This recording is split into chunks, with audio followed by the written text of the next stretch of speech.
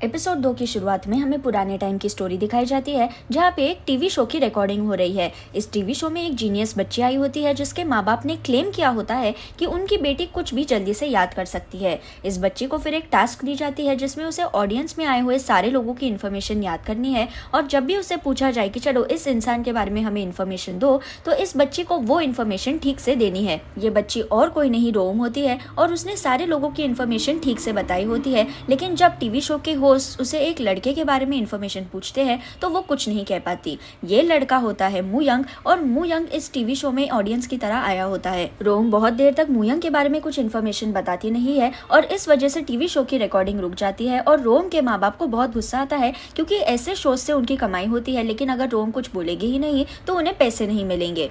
हम फिर से अभी के टाइम में आते हैं, और पिछले एपिसोड की एंडिंग में हमें दिखाया गया था कि मूयंग रोम की बैग खोलता है और उसमें से बहुत सारे पैसे निकलते हैं। मूयंग रोम को पूछता है कि इतने सारे पैसे तुमने कहाँ से लाए, क्या तुमने चोरी की? तो रोम बोलती है कि नहीं, मैंने ये पैसे खुद की मेहनत से कमाए हैं। और मूयंग फिर कुछ सवाल नहीं पूछता। मूयंग के इस बर्ताव को देखकर रोम चौंक जाती है, क्योंकि उसने एक्सपेक्ट किया था कि मूयंग उसे इन पैसों के बारे में और सवाल पूछेगा, लेकिन ऐसा कुछ होता नहीं। अगर हमने किसी इंसान को जो अभी अभी जेल से बाहर आया है उसके पास पैसों से भरी बैग देखी, तो उस पर शक होना जाहिर है। लेकिन मूयंग को इन में बिल्कुल भी इंटरेस्ट नहीं होता, इसलिए रोम खुद मूयंग को पूछती है कि क्यों, तुम्हारे सवाल खत्म हो गए? तुमने मुझ पे इतनी आसानी से विश्वास भी कर लिया? तो मूयंग बोलता है कि मैं तुम्हारा लॉयर हूँ, अगर मैंने तुम पे विश्वास नहीं किया तो बाकी के लोग तुम पे वैसे विश्वास करेंगे। अगले दिन फिर मूयंग रोम को एक बैंक में लेके जाता है, ताकि वो सारे पैसे सेफली अकाउंट में रख सके, और उसे एक फोन खरीद के देता है ताकि वो उसे कांटेक्ट कर सके। रोम फोन लेने से मना कर देती है, क्योंकि योहान उसे तंग करेगा कॉल करके। तो मूयंग उसे बोलता है कि योहान को तुम्हारे फोन के बारे में बताने की कोई जरूरत नहीं है,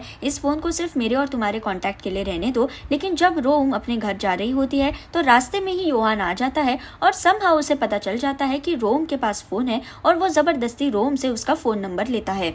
योहान से तंग होकर रोम दाजंग नाम की एक लड़की को कॉल करके बताती है कि मुझे योहान ऑफिसर के बारे में सारी डिटेल्स चाहिए। वो कहा जाता है उसका लोकेशन, वो किससे मिल रहा है, सब कुछ। और दाजंग एक हैकर होती है, इसलिए उसके लिए ये काम बहुत आसान होता है। दाजंग फिर रिंगो नाम की लड़की को कॉल करके बताती है कि योहान पे नजर रखो, और रिंगो भी इस काम पे फिर लग जाता है। दाजंग और रिंगो एग्जैक्टली कौन है और उनका रोम से क्या रिलेशन है, ये हमें बताया नहीं जाता, लेकिन ये दोनों शायद रोम के फ्रेंड्स है। रिंगो योहान का पीछा करता है, और उसे दिखता है कि योहान को जैसे रोम पे नजर रखने की ड्यूटी मिली है, वैसे ही उसे बाकी की क्रिमिनल्स पे भी नजर रखने की ड्यूटी होती है। उनमें से एक क्रिमिनल साइकिल चोरी कर रहा होता है, और योहान को ये दिखता है, इसलिए वो उस क्रिमिनल को रोकता है और फिर से साइकिल रखने के लिए कहता है। रिंगो इस सिचुएशन की फोटोज क्लिक करके वहां से चला जाता है। यहाँ मूयंग अपने ऑफिस में होता है, और वो जेहोक नाम के एक लॉयर से बात करता है, जो उसे बताता है कि रोम की केस इतनी आसान नहीं है। उसके माँ बाप का मर्डर गनशॉट की वजह से हुआ था, और फिर उनके घर को जलाया गया। उस वक्त सीन पे सिर्फ रोम मिली थी, और उसने खुद को एक बार भी बचाने की कोशिश नहीं की, इसलिए पुलिस वालों ने उस पर ही इल्जाम लगा दिया कि उसने ही अपने माँ बाप का मर्डर किया है। रोम जीनियस होने की वजह से वो बहुत सारे टीवी शोज पे जा चुकी थी, और वो इस वजह से बहुत फेमस भी हुई थी। और जब उसके माँ बाप का मर्डर हुआ, तो बहुत लोगों ने इस केस में इंटरेस्ट दिखाया। जब कोर्ट केस की सुनवाई हुई, तो एक भी बार रोम ने ये नहीं बोला कि उसने अपने माँ बाप का मर्डर नहीं किया है, जिस वजह से सभी लोगों ने एक्सेप्ट कर लिया कि रोम ने ही अपने माँ बाप का मर्डर किया है। इन सारी बातों को सुनकर मूयंग बोलता है कि मुझे नहीं लगता कि रोम ने किसी का मर्डर किया है। उसके माँ बाप की जान उसके आंखों के सामने चली गई, और जिस इंसान ने ये सब कुछ किया उसे अभी अभी अरेस्ट किया गया है। इतने सालों तक ये पूरा इल्जाम रोम पे ही था, तुम सोचो उस पे क्या बीती होगी। तो जेहोक बोलता है कि तुम जरा रोम के पास्ट के बारे में जानने की कोशिश करो। वो किसी जोकमोक नाम के फाउंडेशन की स्कूल में जाती थी, शायद तुम्हें वहां से कुछ पता चल जाए। मूयंग फिर इस जोकमोक फाउंडेशन के बारे में रिसर्च करता है, लेकिन उसे कुछ अच्छी इन्फॉर्मेशन नहीं मिलती, इसलिए वो एक रिपोर्टर जिसका नाम है वो उसे कॉल करके इस बारे में बताता है, और वो उसे कहता है कि ठीक है, मैं तुम्हें जोकमोक के बारे में कुछ ना कुछ जरूर बताऊंगा। अगले दिन फिर मूयंग रोम के माँ बाप का असली खूनी, जिसे अभी अभी पकड़ा गया है, जिसका नाम है शीक, उससे मिलने जाता है। और जैसे हमें ऑलरेडी पता है कि शीक की केस मूयंग फाइट कर रहा था, लेकिन उसे रोम के लिए बहुत ज्यादा बुरा लगा, इसलिए उसने शीक को ही एक्सपोज कर दिया। शीक मूयंग से बात नहीं करना चाहता, तो मूयंग उसे बताता है कि मेरे क्लाइंट को गवर्नमेंट $1 मिलियन दे सकती है, क्योंकि उसे गलत वजह से जेल में रखा गया था। तुमने जो कुछ भी किया उसका इल्जाम रोम पे लग गया, इसलिए वो अब जीत जाएगी। लेकिन मैं सच जानना चाहता हूँ, तुम्हें मुझे बताना होगा कि तुमने मर्डर क्यों किया, तुमने किसके कहने पे ये सब कुछ किया, तुम किसके साथ काम कर रहे हो। तुमने अगर मुझे सच बता दिया तो ये तुम्हारा आखिरी मौका होगा बचने का। शीक हंसते हुए बोलता है कि तुमने तो मेरी जिंदगी बर्बाद कर दी है, और अगर मेरे साथ कोई काम भी कर रहा होगा तो रोम उसका मर्डर कर देगी तो तुम्हें बताने से मुझे कुछ फायदा नहीं होगा। यहाँ रोम एक हॉस्पिटल में जाती है और एक बहुत बड़ी कंसल्टेंट होने की एक्टिंग करके वो वीआईपी रूम्स में जाती है किसी से मिलने।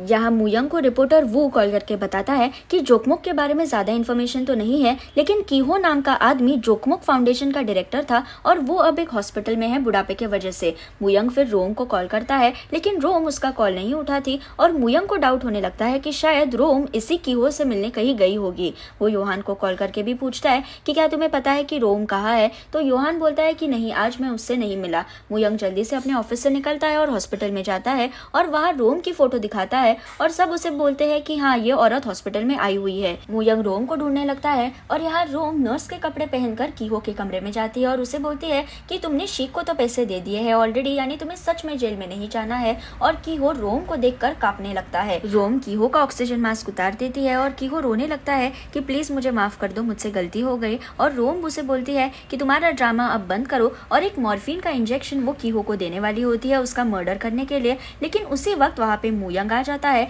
और वो रोम को रोक लेता है।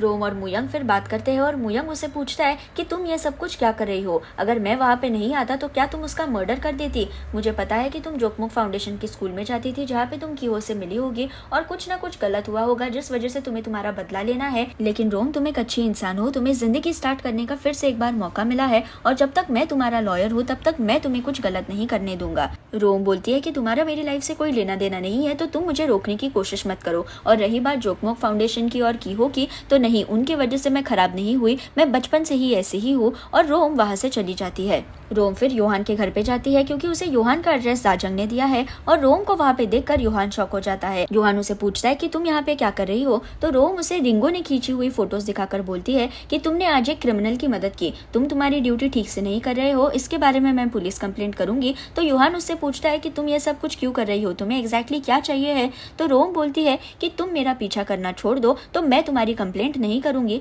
और वहाँ से रोम चली जाती है। कुछ दिनों बाद रोम की कोर्ट केस की सुनवाई होती है और मुयंग कोर्ट में रोम को डिफेंड करने के बजाय ये बोलता है कि मेरी क्लाइंट की सच्चाई अभी तक पता नहीं चली है, शिख जिसे अरेस्ट किया गया है उसके खिलाफ अभी कोई प्रूफ नहीं मिले हैं, इसलिए मैं चाहता हूँ कि सुनवाई को आगे शिफ्ट किया जाए। जो केस मुयंग आसानी से फाइट कर सकता था वो उसने नहीं की क्योंकि उसे प्रूफ चाहिए है कि रोम उससे सच बोल रही है। कोर्ट मुयंग की बात मान लेती है और केस की सुनवाई पोस्टपोन की जाती है। इस सिचुएशन की वजह से रोम पागल की तरह जोर जोर से हंसने लगती है और बोलती है कि तुमने तो मुझे बोला था कि मैं तुम पे विश्वास कर सकती हूँ, लेकिन तुमने ही मुझे दगा दिया है। हमें फिर यहाँ पे पुरानी स्टोरी दिखाई जाती है जहाँ टीवी शो के रिकॉर्डिंग के बीच में ही रोम भागकर किसी कमरे में छुप जाती है और सारे लोग उसे ढूंढ रहे होते हैं।